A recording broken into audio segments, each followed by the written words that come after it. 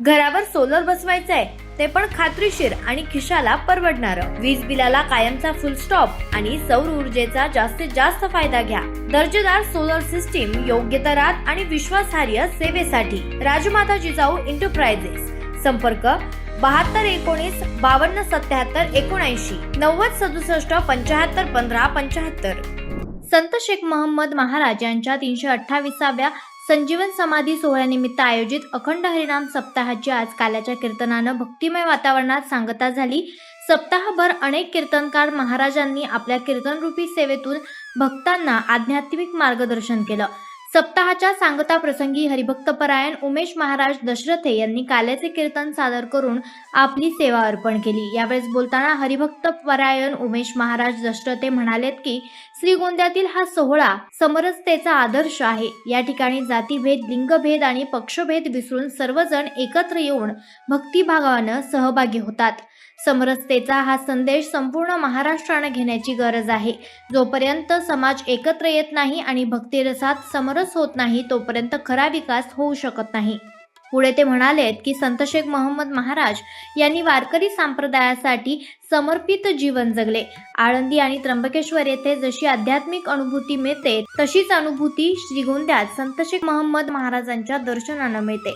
वारकरी संप्रदायामध्ये या संत विभूतीबद्दल मोठा आदर असून त्यांच्या कार्याचा आवाका मोठा आहे. त्यांच्या कार्याची महती अधिक व्यापकपणे पोहोचावी आणि त्यांचे मंदिर भव्य दिव्य व्हावे अशी अपेक्षाही त्यांनी व्यक्त केली. आज या ठिकाणी श्रीगोंदा या क्षेत्रात संत श्री शेख मोहम्मद महाराज यांचा 328वा समाधी सोहळा आणि सप्ताहाचा त्रितोपपूर्ती सोहळा संपन्न झाला.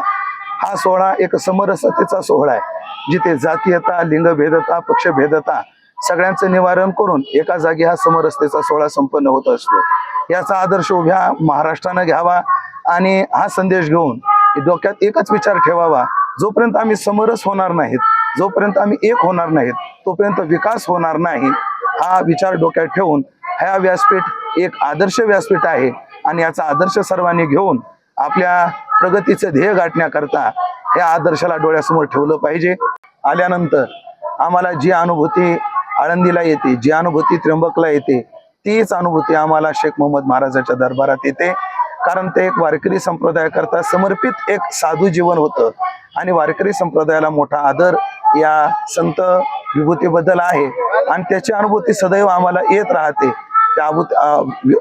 त्या अनुभूतीची स्पंदन ते शब्दामध्ये व्यक्त करता येण्यासारखी नाहीत, पण एक भावना या प्रसंगी व्यक्त करावीशी वाटते की जेव्हा आम्ही अनेक क्षेत्रामध्ये जातो, प्रत्येक क्षेत्रात भव्य दिव्य मंदिरं होत आहेत, पण शेख मोहम्मद महाराज त्या मानाने मंदिराची भव्य दिव्यता जेवढी त्यांची उंची आहे, जेवढ्या त्यांचा कार्याचा आवाका आहे, त्या मानाने मंदिराचा आवाका दिसत नाही.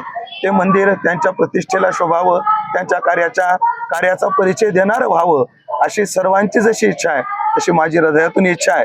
याकरता सर्वांनी एकत्रित येऊन ते कार्य पूर्णत्वाला न्यावं ही सर्वांना कळकळीची विनंती. रामकृष्ण.